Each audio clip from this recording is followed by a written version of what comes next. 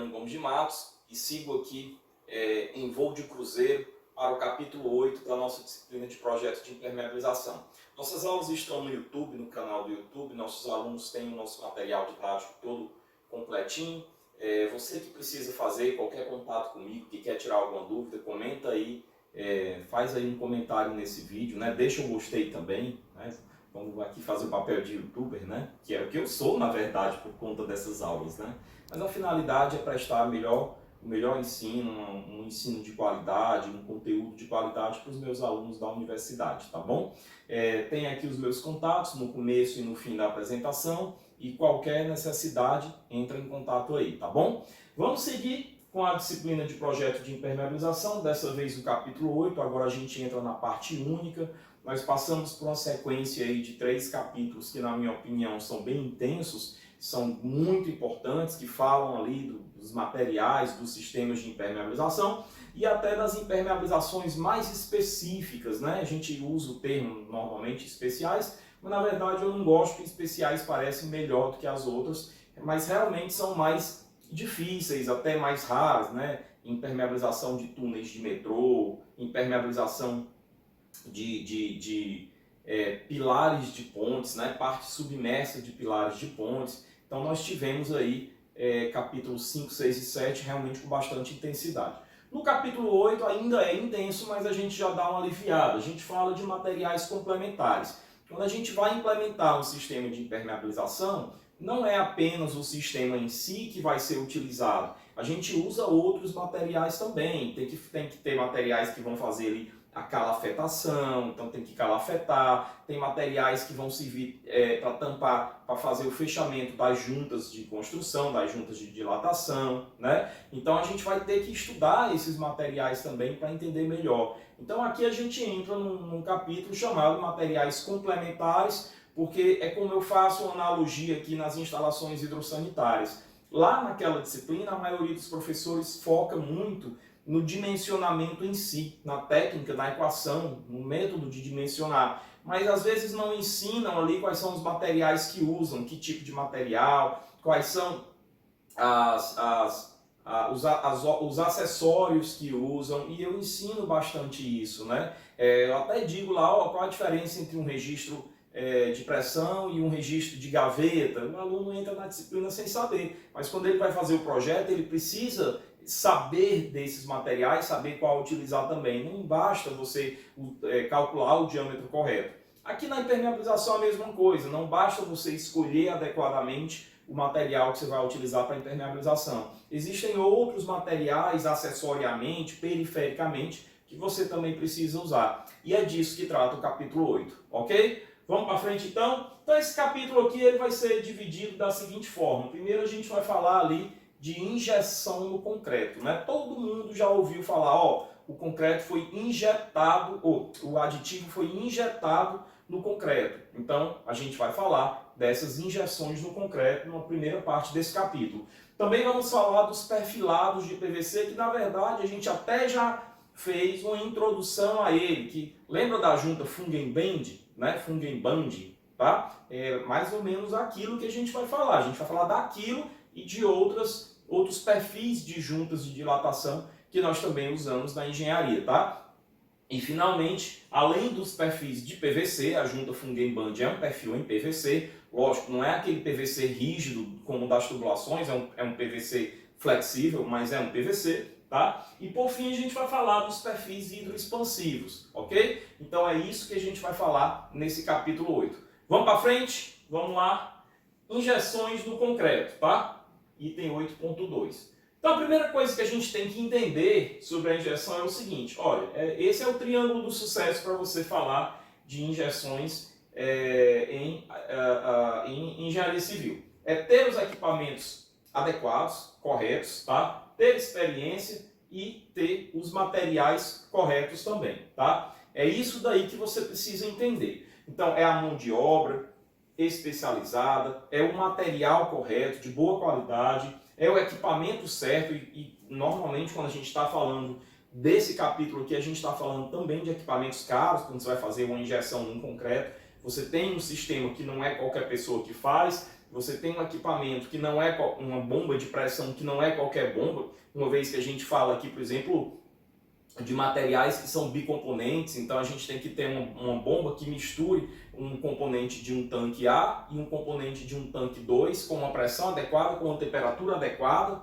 tá? Então a gente tem que ter essa noção para a gente poder falar de injeção no concreto. E aí, essas são as 3 chaves para o sucesso. Então vamos para frente. Primeira coisa a falar é o que é que nós podemos injetar no concreto, né? Então tem uma imagem aqui que mostra ali, obviamente não é com um funil que eu vou fazer a injeção no concreto, mas essa imagem é tão somente para dizer o seguinte, olha, eu tenho aqui uma fissura, tá? E essa fissura ela pode ser preenchida com alguma coisa. Às vezes essa fissura é do lado de lá e eu não consigo acessar do lado de lá, porque o lado de lá, por exemplo, é um reservatório de água, está cheio de água. E às vezes essa reserva de água é uma reserva de água para incêndio, que não pode ser esvaziada. Então você tem que dar um jeito de tampar essa fissura com alguma forma de fazer pelo lado de fora, pelo lado negativo da pressão, né? Então eu tenho que fazer uma injeção no concreto. Então são nesses casos que se justificam. Um outro exemplo, por exemplo, às vezes eu tenho um subsolo, uma garagem, né?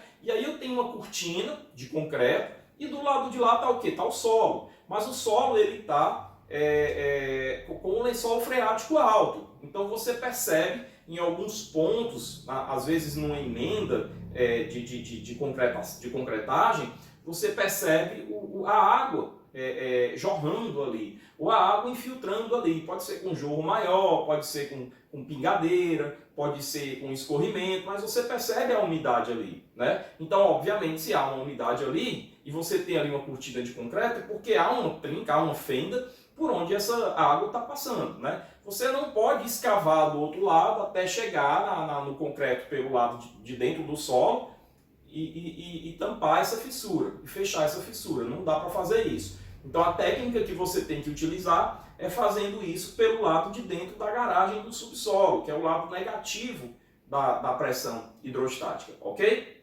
Então nesse caso eu tenho que dar um jeito de perfurar o concreto, fazer furos no concreto, vários furos, nós vamos ver essa técnica aqui, injetar bicos, né, onde nesses bicos, analogamente seriam seringas, né, injetar bicos de injeção e a partir desses bicos de injeção eu vou utilizar lá o meu material que vai fazer o fechamento dessas fissuras, tá? Então eu tenho que dar um jeito de fazer ali o mapeamento dessa fissura, ter uma boa noção de por onde que essa fissura está indo. Então são nesses casos que eu vou utilizar a injeção no concreto, tá bem? E o que é que eu posso injetar no concreto? Olha, eu posso injetar tudo isso, a gente já viu, nada disso aqui é novidade. Eu posso injetar epóxi, eu posso injetar metacrilato, MMA, né? Eu posso injetar alguma coisa cimentícia, tá? Uma resina cimentícia, uma argamassa com resina, e um poliuretano e um gel acrílico, tá? Obviamente, professor, qual é o mais conhecido deles? É o poliuretano. Poliuretano realmente nessa disciplina é a palavra que muito se fala. Mas vamos para frente para a gente seguir aqui. Pense, qual que eu vou usar? Ora, depende do trabalho que você precisa ter, né? Então essa disciplina é para te ensinar a pensar dentro desse universo aqui, ok? Bom, então passando um pouquinho para frente, eu tenho que ter já uma primeira noção que é o seguinte, tipos de injeção. Ora, eu tenho falha estrutural, né? Eu tenho fissuras que são fissuras estruturais. Veja, não está passando água por ali, então a ideia não é fazer um selamento, a ideia é tão somente tampar essa fissura, fazer ali a calafetação dessa fissura, né? Eu tenho a questão da impermeabilização, por exemplo, com o jorro d'água, tá? Então tem o jorro d'água acontecendo, é uma outra possibilidade, é na estrutura também, mas aqui eu tenho que fazer uma impermeabilização, né? E eu tenho, no terceiro caso, um selamento. Veja que ele tem umas manchinhas pretas denotando o quê? Umidade, né? Então, a diferença é que aqui está jorrando água. É um ambiente extremamente úmido, né? É totalmente, tá? Jorrando água. Eu tenho condições mais difíceis de operar aqui, nesse caso. Então, eu tenho a condição de fazer a calafetação, quando eu tenho uma fissura, né? Que é um dano estrutural. A questão da impermeabilização e os selamentos. Impermeabilização e selamento é mais ou menos a mesma coisa porque ambos estão em ambientes úmidos. A diferença é que aqui você tem uma dificuldade maior para operar. Bom, o que usar? Num grosso modo, aqui é um dos primeiros slides dessa aula, num grosso modo você tem aqui O epóxi ou o metacrilato são materiais que você pode utilizar no caso estrutural, e o microcimento, ok? No caso da impermeabilização, o poliuretano e o gel acrílico.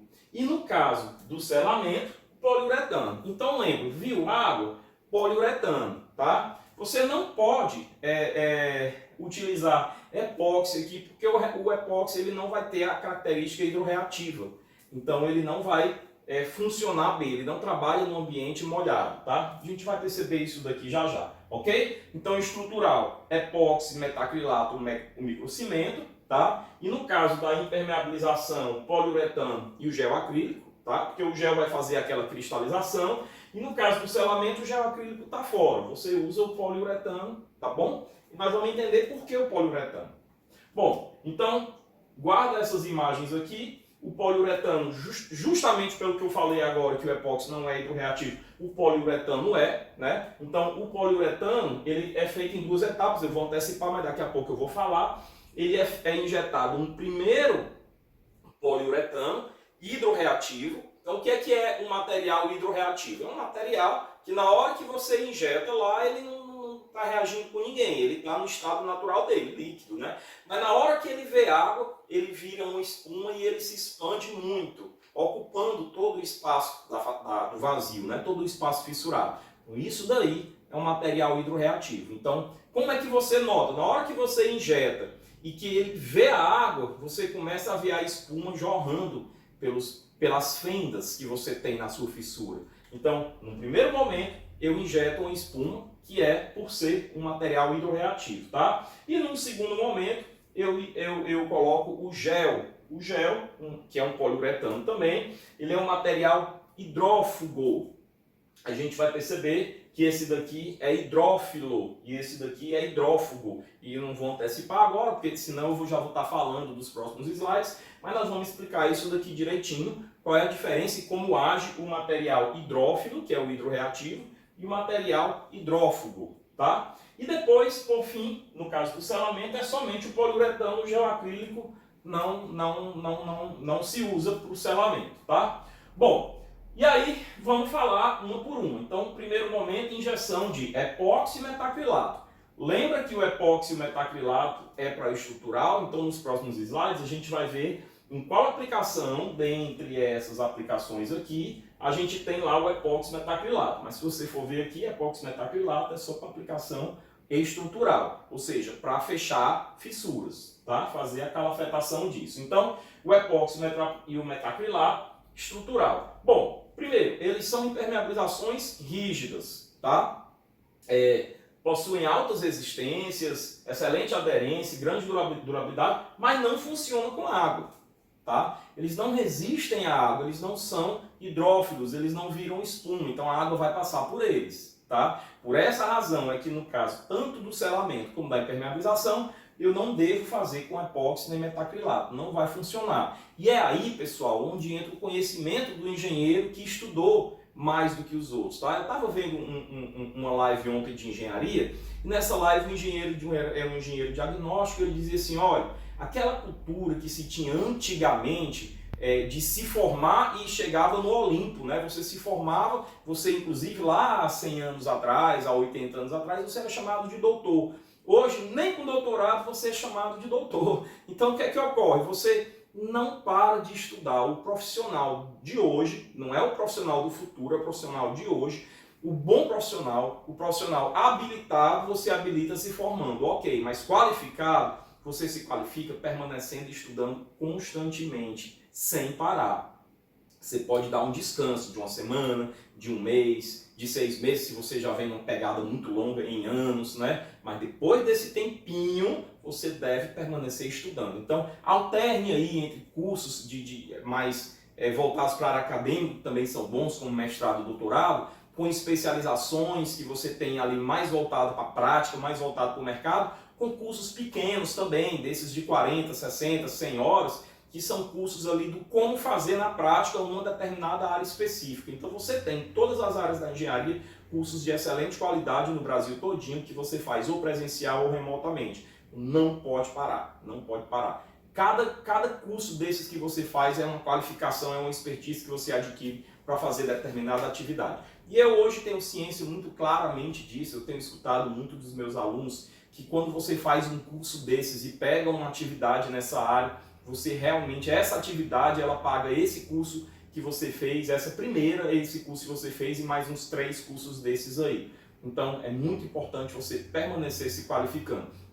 E aqui na impermeabilização não é diferente. A impermeabilização é uma área que realmente requer muito conhecimento, tá? Então, tá aqui as características, o epóxi e o metacrilato não funcionam com água, tá? Então, eles formam uma barreira, tá? Mas ele não pode ver água, ok? Bom, então você tem aqui, ó, a solda, né? Ela faz uma colagem na estrutura. Então, essa é a função do epóxi e do metacrilato, é para áreas secas, fazendo aí uma colagem na estrutura.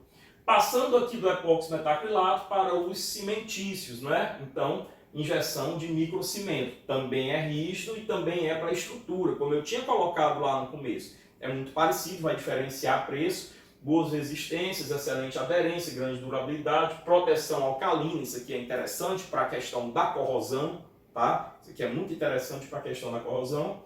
E funciona com água.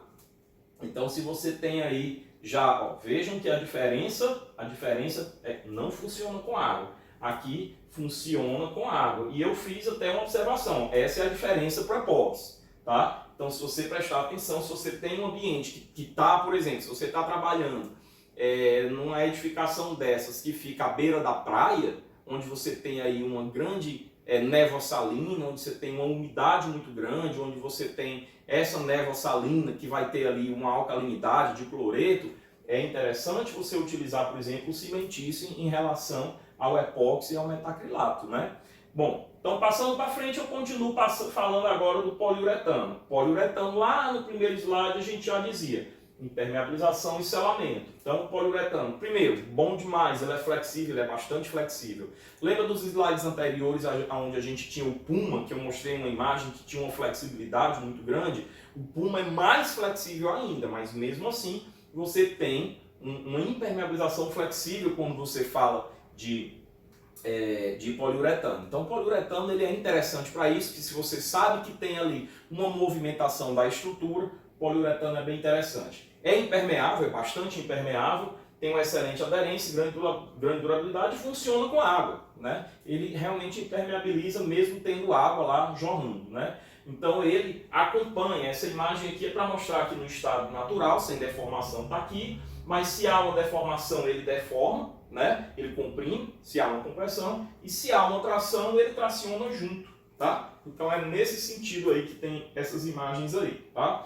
Passando aqui para alguns comentários, ele veda vazamentos. Então, veja que a intenção disso daqui, né, tanto a impermeabilização como o selamento, é vedar, né? Vedar vazamentos. Não é só corrigir uma questão estrutural, né? É vedar vazamentos. Aqui, nesses casos anteriores, eu tinha uma estrutura que é rígida e que precisa de algo que também seja rígido. Porque se você tem uma estrutura que é rígida com um material aqui flexível, esse material passa a funcionar como o elo fraco da corrente, né? Então, provavelmente você vai ter uma fraqueza maior, né? Uma resistência menor dessa viga, por exemplo, nessa área e poderá até aumentar essas fissuras. Então, por isso que eu não devo usar algo aqui que seja flexível, mas sim rígido, né? Mas no caso de fechar vazamentos, não. No caso de fechar vazamentos, o ideal é que eu tenha um sistema flexível aí, uma vedação flexível, tá?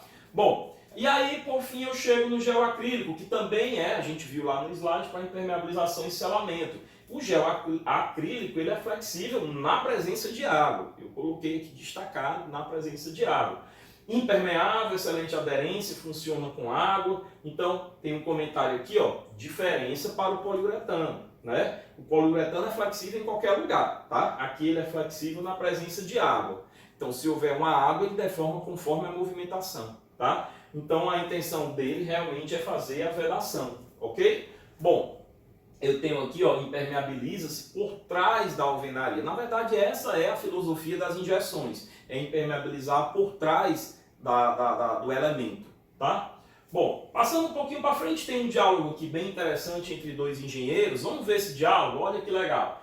como escolher o produto certo. Eu mostrei aqui 6 produtos, né? 5 produtos, epóxi, metacrilato, o cimentício, o poliuretano e o gel acrílico. Qual deles eu devo escolher? Eu já comecei dando um bom norte para vocês, né? Mas vamos seguir com esse norte. Aí o engenheiro pergunta, ó, quais são as condições de trabalho? Vai estar no automático. Aí o gênio ali responde, ó, selamento e impermeabilização da estrutura, tá? E quais as condições da obra? Esse é um segundo fator, tá? Aí o outro responde, é trinca seca ou é trinca úmida? Então, veja lá, vou voltar aqui esse diálogo, tá? Presta bem atenção, condições de trabalho, condições da obra. 2 características, vamos lá? Vai começar, ó. Quais as condições de trabalho?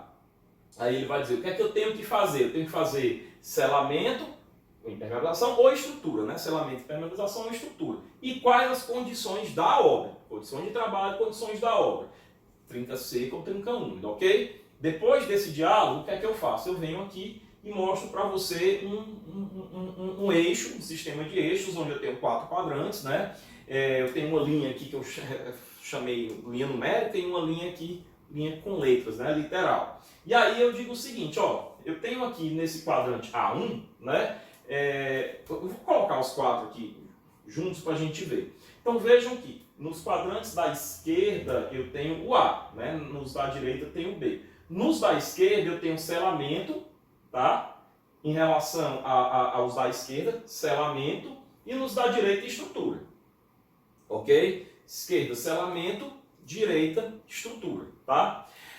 Em termos de para cima ou para cima eu tenho trinca úmida, para baixo eu tenho trinca seca, né? Então, um sistema de eixos, onde num dos eixos eu tenho selamento ou estrutura, no outro eixo eu tenho trinca úmida ou trinca seca, tá? Que são as condições de trabalho, selamento ou estrutura, e as condições da obra, trinca úmida ou trinca seca, tá? Bom, se eu tenho nesse quadrante da esquerda aqui, né, de superior esquerdo, selamento com trinca úmida, selamento a gente já viu. O que é que a gente pode usar com selamento? Poliuretano, gel acrílico e o microcimento. A gente viu isso daí, tá?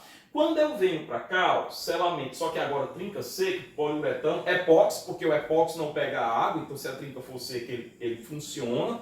Para selamento também funciona, o epóxi é rígido, tem que lembrar disso. E o microcimento, tá? Se eu vier para o lado de cá, estrutural, né? Do lado de cá é estrutural e trinca úmida. Estrutural, o que é que eu tinha? Epóxi, metacrilato e também o microcimento, né? Então, estrutural com trinca úmida, microcimento, porque epóxi, metacrilato não pode. A gente já viu isso daí, tá? E se eu descer para cá, estrutural com trinca seca, aí entra o epóxi, metacrilato e o microcimento, tá? Na legenda eu tenho aqui uma gradação, né, do melhor para o pior. Então 3 estrelas são os melhores. E na verdade o poliuretano é melhor do que o gel acrílico também ainda, como o poliuretano aqui é o melhor, né? Então manda nesse lado aqui, quando se trata de selamento, manda o poliuretano, como você está vendo.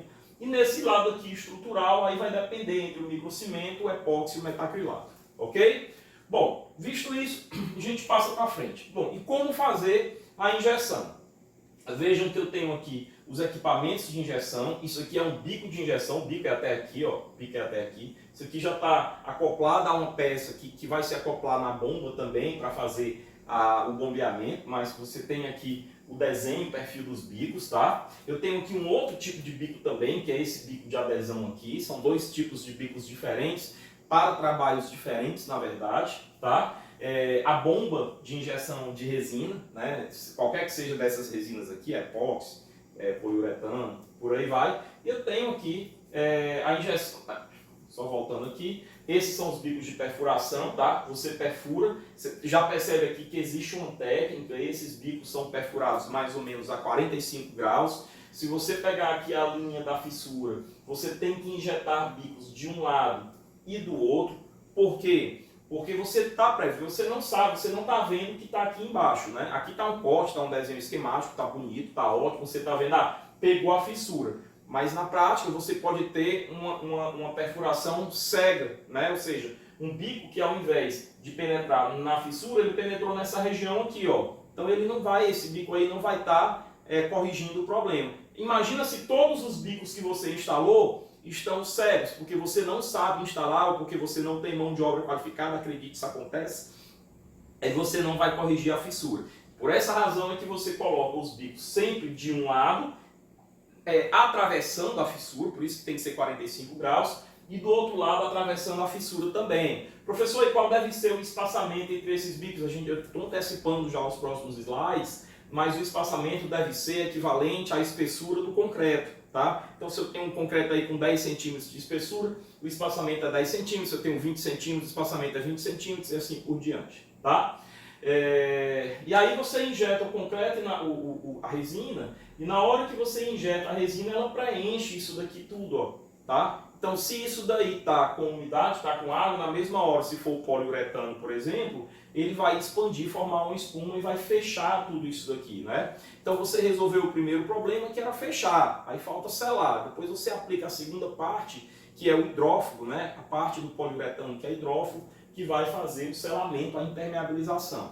Professor, e o que é que acontece com esses bicos? Eu retiro, porque se eu retirar vai ficar um vazio aqui. Não, você não retira, você serra o bico aqui e você perde os bicos. Esses bicos eles vão ser, então, descartáveis, tá? Então, se você for fazer um novo trabalho, você tem que adquirir outros bicos. É isso que ocorre com a injeção.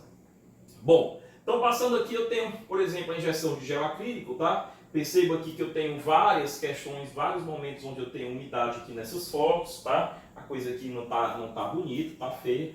É feita a injeção de gel acrílico.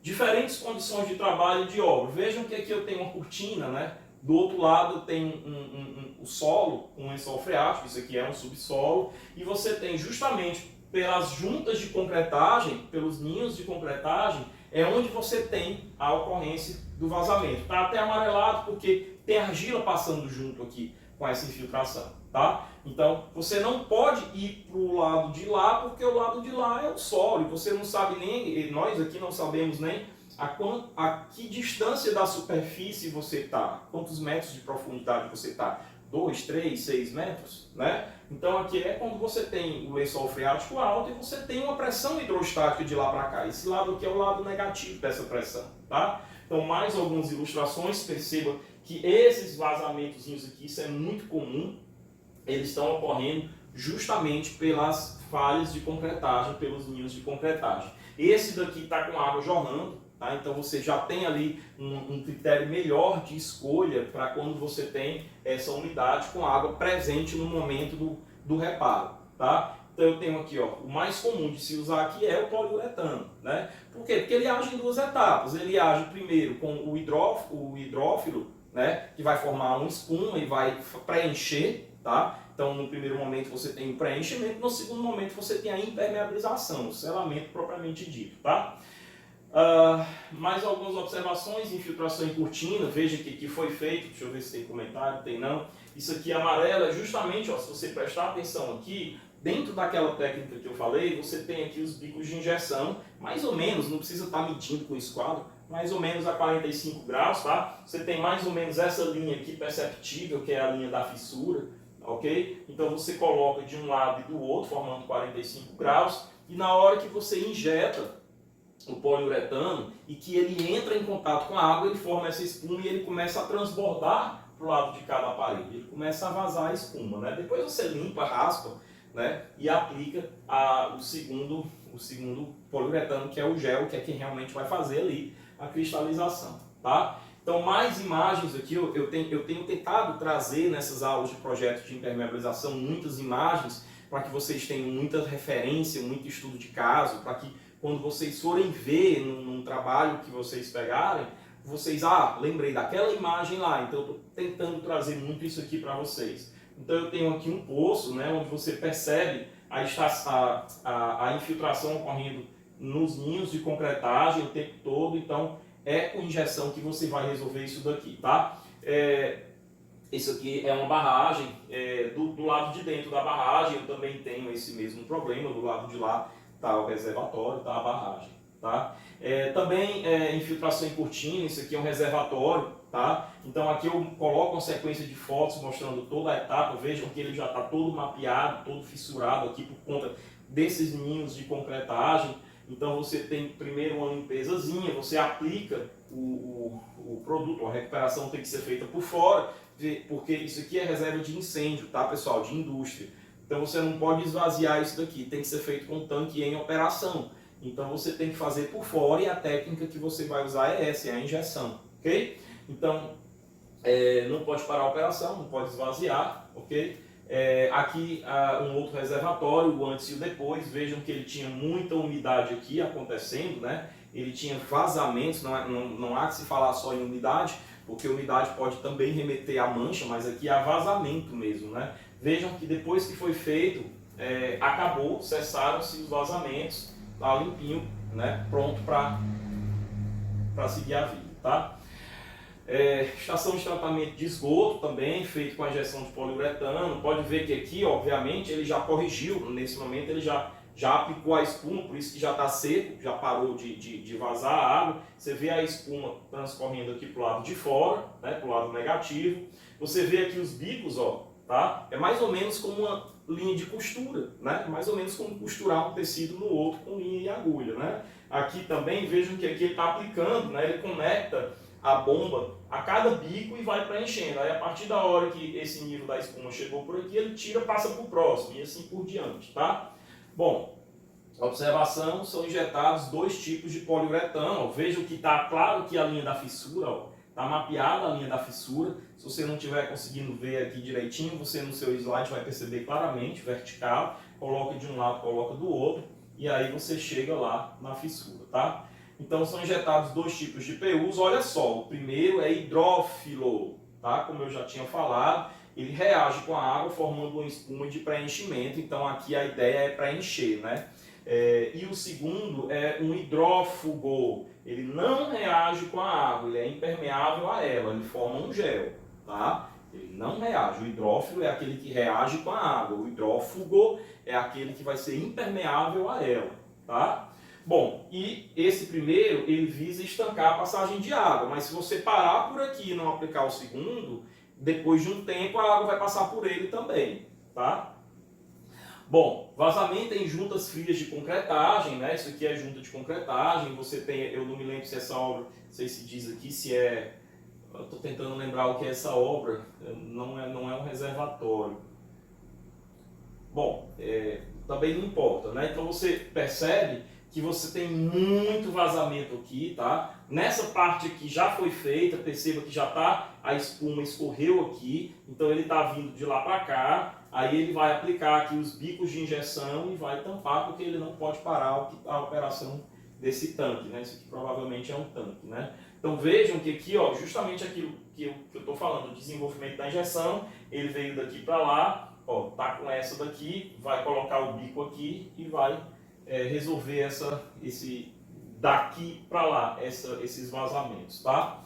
Em túneis também de metrô, você não pode ir para o lado de fora, então ele resolve pelo lado negativo da pressão, aplica, aqui ele está aplicando aqui, então são várias imagens mostrando possíveis casos, tá?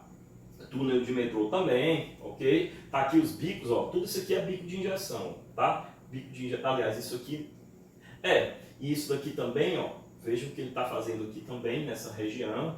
Bom, aqui eu tenho alguns vídeos que eu resolvi não passar aqui nessa aula, tá? Mas que vocês em casa vão ver esses vídeos. Não são vídeos longos, mas eles mostram direitinho a filmagem do passo a passo da correção do problema, a aplicação do primeiro líquido, a aplicação do segundo líquido de poliuretano, tudo direitinho. Injeção com espuma, injeção de poliuretano hidroreativo, por isso que o nome aqui é poliuretano hidroreativo, porque é o poliuretano hidrófilo que forma a espuma, né? E depois você aplica o segundo, que é o poliuretano hidrófugo, que é o que vai formar o gel, que é o que vai realmente cristalizar e garantir a impermeabilização. Então esses videozinhos aqui, vocês veem em casa com o material que vocês têm aí. Olá pessoal, tá? Muito interessante, esse cara é muito bom, o Silvio Andrade, ele explica bem direitinho, mas eu vou passar para frente para que vocês vejam isso aí em casa. Mas Tá? antes, vamos lá. Tem o outro, vamos para frente. Bom, passado esse capítulo de injeção, né, ressaltado que o mais importante, que a mais importante, a mais utilizada é a injeção de poliuretano, vamos para frente falar dos perfilados que a gente vai usar em juntas de concretagem e em juntas de dilatação, tá? Então a gente já viu esse material aqui, é a junta, a famosa junta Fungenband, tá? Que ela é em PVC, volto a dizer, ela não é em PVC rígido como os PVCs de tubulações, ela é com um PVC bem flexível, ela é quase uma borracha, mas ela é um PVC, tá? E ela é utilizada aqui, ó, na hora de concretar a estrutura, e que você vai ter uma estrutura separada aqui desse lado, desse lado, desse lado, desse lado, você tem aqui que aplicar a junta de dilatação, tá? Então qual a função dessa junta?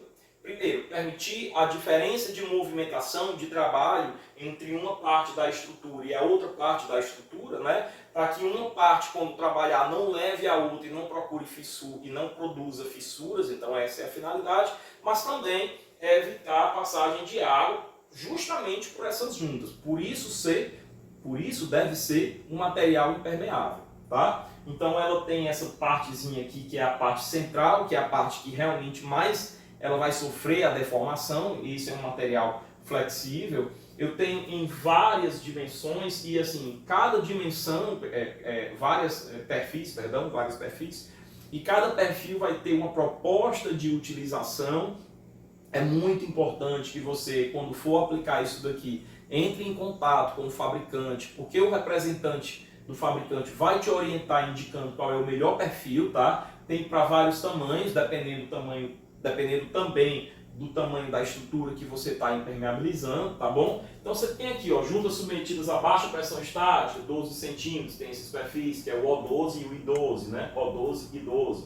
Aí tem o O22, média pressão, aí baixa pressão, e aí vai, ó, forte, pouco, dependendo da pressão e do tamanho da laje, tá? Então você tem aí vários possíveis perfis, tá? Outra coisa interessante é que quando você compra uma junta dessa, você pode fazer cortes e emendas. Então você pode emendar a 45 graus, você pode emendar a 90 graus, tem toda uma técnica para isso e é bem simples fazer. E é o caso que aconteceu aqui, ó, foi emendado aqui, foi feito uma cruz, tá? Então isso pode ser feito e normalmente é feito, tá? Não se perde material aqui.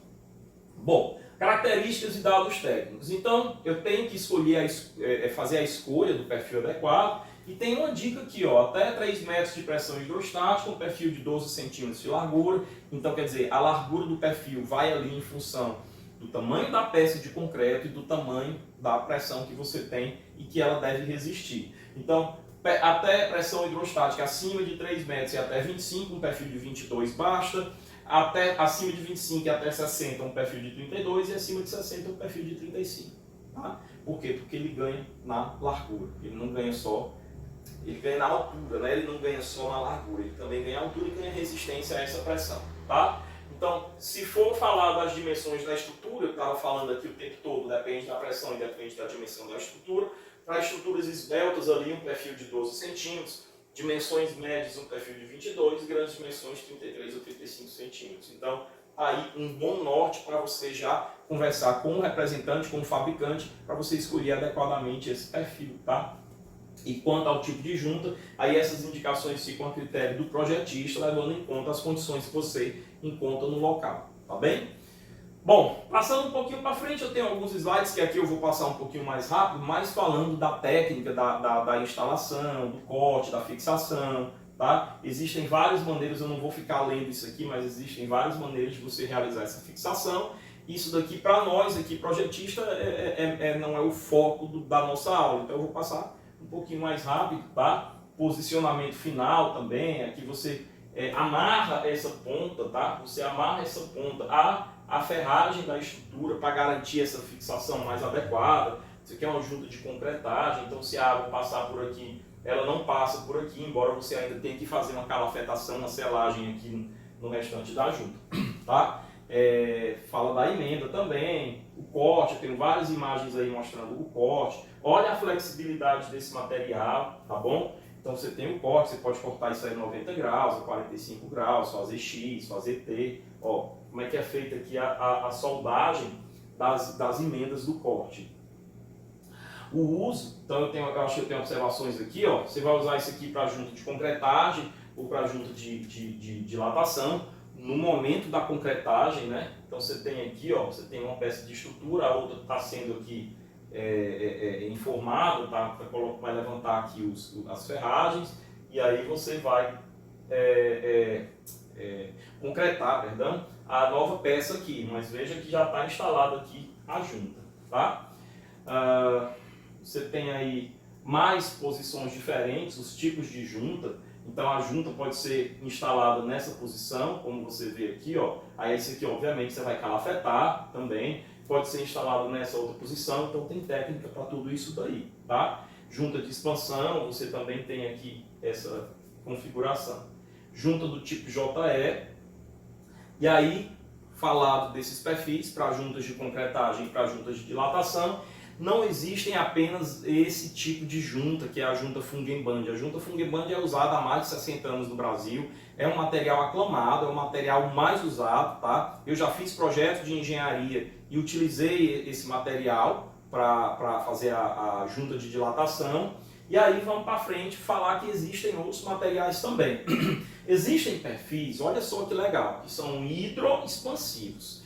Bom, a gente já tinha falado do que é hidroreativo. Esse hidroexpansivo, ele é hidroreativo, só que ao invés de formar uma espuma, ele se expande. Por isso que o nome é hidroexpansivo. E aí eu tenho de bentonito, de poliuretano, butil, tem alguns no mercado. Vamos ver aí quais são esses materiais. Olha só, eu tenho aqui duas imagens, tá? Eu tenho esse dali, da direita, que é usado em juntas frias, né? Em juntas de concretagem, tá? Esse material aí é um material de bentonito. Perceba a diferença para esse daqui, ó. Esse daí é a bentonita hidroexpansiva, tá? Já esse outro aqui é uma borracha, tá? É uma borracha hidroexpansiva. Ele é o poliuretano, tá? Então eu tenho aqui esse que é o de poliuretano e esse que é o de bentonita, tá? Como é que ele age? Tá aqui, ó. Ele tá aplicado, tá bem retinho. Perceba que a linha dele de limite está bem retinha. Na hora que ele vê água, o que acontece? Ele se expande e preenche todos os vazios, tá? E ele não volta mais depois ao estado original dele. Então é isso que acontece com essa junta hidroexpansiva, tá? Bom, eu tenho as juntas frias, né? São essas juntas que nós estamos falando, hidroexpansivas, usadas para locais, obviamente, onde eu tenho água, né? Onde eu tenho a presença de água, e a ideia é evitar que a água passe por lá. Ela não é por si o sistema de impermeabilização, mas ela é uma vedação, ela é um selamento naquela junta, tá? Ela evita que a água se comunique com o lado de fora pela junta, tá? Fundações, reservatórios, piscinas, parede, piso, piso, encontro de parede com parede, encontro de piso com piso, tá? Bom, e aí eu tenho várias aplicações, ó, juntas de concretagem, tá aqui elas, juntas de perfis metálicos, vale também, tubulações também, tá? Eu preencho, faço aqui a vedação com esse tipo de junta também, pré-moldados, eu faço essa vedação com esse tipo de junta, para túneis também, tá? Entre uma peça e outra eu ligo e coloco esse tipo de junta, tá bem? Então são algumas das aplicações dessas juntas. Veja que aqui, pessoal, ele está colocando perfis pré-moldados de um túnel de metrô, tá? E aí ele está instalando nessa faixazinha aqui, ó, nessa linha aqui, a junta, tá? E aí ele tem aqui, ó, tá aqui a junta, tá aqui, ele tá com a junta na mão e ele tá vindo daqui para cá, ó, instalando, ela vai aplicando aqui, ela é autocolante, tá? Bom, aplicações, você vai ver aqui, ó, pronto, aqui, se você for verificar aqui, em cada linha dessas aqui, eu tenho uma junta dessas que foi aplicada, ok? Então, evitando que a água passe do lençol freático, que está por fora do túnel, para dentro aqui do túnel, né? Quem é que fabrica? Eu tenho basicamente aí 5 grandes fabricantes, para variar, entre eles está a Viapol, que fabricam esses materiais, tá? Então eu tenho a Viapol, a MC Balchemy, a Sika, a Penetron e a Master Builders. São as que fabricam esse tipo de junta hidroexpansiva. Bom, e eu tenho aí mais algumas fotos de aplicação de juntas hidroexpansivas, como você está vendo aqui, ó. Essa daqui é a de bentonita, tá? Como você percebe lá naquela primeira foto, essa daí é de bentonita.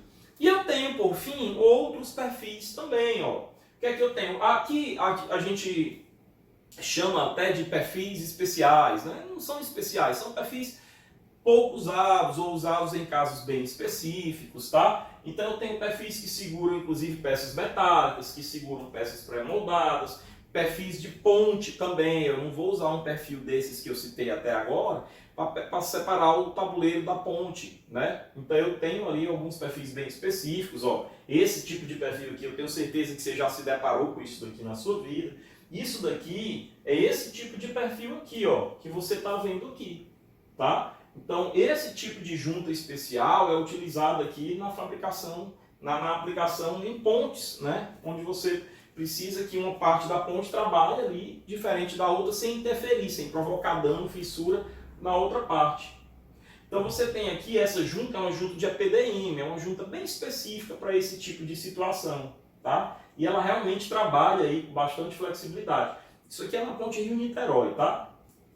Bom, você tem outros perfis, como esse perfil aqui também, onde você tem uma separação de uma parte com a outra e o perfil trabalha, não deixa a água passar, né? Mas ele impede que os esforços sejam comunicados de uma parte da estrutura para outra parte da estrutura. Então, são juntas de alta performance para grandes movimentações. Então, você tem juntas maiores, tá? São coisas bem específicas e que normalmente não são fabricadas no Brasil. É preciso, inclusive, dizer isso, tá? Mesmo aquelas que esses fabricantes aqui produzem, muitas vezes são importadas de outros países e eles são aqui os representantes no Brasil daquele material, tá? Então as do slide anterior também são juntas de alta performance, ok? E aí eu tenho vários perfis, isso aqui é um fabricante chamado Gini, a gente vai já ver aqui, são juntas de neoprene ou de EPDM, tá? Que a gente já tinha falado. É um fabricante chamado Gini. E você vê aqui, ó, o perfil da junta trabalhando. Você tem uma maneira aqui de fazer essa aplicação, tá? Tem vários perfis diferentes. O melhor, a pessoa mais indicada para te orientar qual perfil utilizar é realmente o representante do fabricante, tá? E aqui você tem vários tipos de juntas, ó. Tem uma junta que você faz com lábio polimérico. O que é o lábio polimérico? O lábio polimérico é essa partezinha aqui que você fez um trabalho de impermeabilização para evitar a passagem de água por aqui e de resistência maior para essa parte, justamente onde você vai encaixar a sua junta. Pode ser sem o lábio polimérico e pode ser também, pessoal, com reforço metálico, tá? Então ele pode ser também com reforço metálico, quando tem até ou um reforço metálico ou uma estrutura metálica, tá?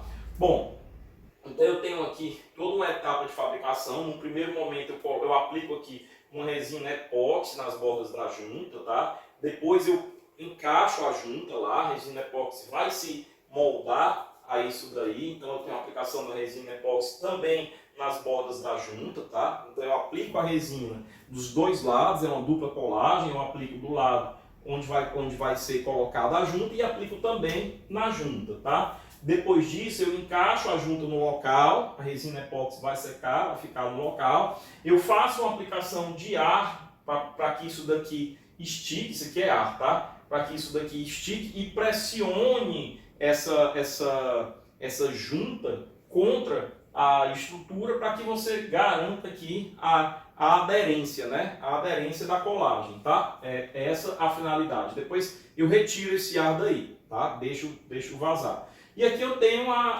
os esforços que ela se submete, né? Tração, compressão, cisalhamento, torção, flexão, todos eles. Inclusive, eu tenho aqui alguns vídeos para vocês, que eu não vou passar aqui, mas aqui é mostrando direitinho a limpeza, como é que é feito. Ó, coloquei fora de ordem, colocou primeiro aqui. Mas ó, esse daqui, primeiro é feito aqui a lixadeira, você faz aqui o corte onde você vai instalar. Depois você vai instalando aqui, né? Esses vídeos estão lá para você ver no material. São vídeos rápidos, de poucos segundos, 10 segundos, 6 segundos, tá? E depois você tem a limpeza da junta com ar comprimido, para ficar tudo limpinho direitinho, tá? Bom, eu tenho aqui também diversos vídeos onde tem... Isso aqui são vídeos, tá? Cada um desses são vídeos onde eu tenho as juntas trabalhando. Eu vou deixar um ou dois rolarem aí para você ver, ó. Quando ele está submetido à tração com pressão, submetido à torção, né? Deixa eu colocar outros para funcionar aqui. Opa, passei demais, né? Passei uma a mais aí. Pronto, vamos trabalhar. E aqui, detalhe, eu tenho um tipo de perfil, um tipo de junta, tá? E aqui é outro tipo de perfil, tá? Então, trabalhando aqui o cisalhamento, trabalhando a torção, e existe até um vídeo que tem todos os esforços combinados, mas aí você já entende que ela se submete a todos esses esforços. Ó. Tração, compressão, ok? Esses também, cisalhamento, tração, compressão, recalque também, ok? Então, é isso que eu tinha para falar nessa aula de hoje, materiais complementares. Nós vamos ter aí em breve o capítulo 9, também provavelmente com parte única. Nesse capítulo 9 a gente já vai ver a preparação do substrato para receber o material de impermeabilização e as camadas que eu tenho da impermeabilização, a gente vai comentar novamente sobre isso, tá bom? Não perca, estamos chegando aí, entrando aí na reta final, esses próximos capítulos, o 9, o 10 e o 11, e eu acho que o 12 são capítulos menores, ficando aí o 13, o 14 e o 15, que são capítulos que a gente vai, no 15, no último, a gente vai falar dos selantes, né? Quais são os selantes, quais são os mastiques que a gente usa nos sistemas de impermeabilização. No 14 a gente vai falar dos hidrófugos, quais são os hidrófugos, o que é um hidrófugo.